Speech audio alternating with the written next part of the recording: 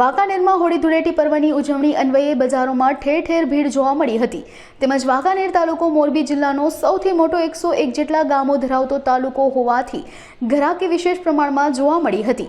Haridas road, Chawdi ચોક, મુખ્ય બજાર, green ચોક સહિતના વિસ્તારોમાં લોકોની ભીડ જોવા મળી હતી। આ ઉપરાંત લોકોએ શ્રીફળ, ખજૂર, ધાણી, દાળિયા, હાયડા, કલર અને પિચકારી અને મીઠાઈની ખરીદી કરી હતી। ત્યારે સારી ઘરાકી નીકળતા વેપારીઓ પણ ખુશખુશાલ જોવા મળ્યા હતા।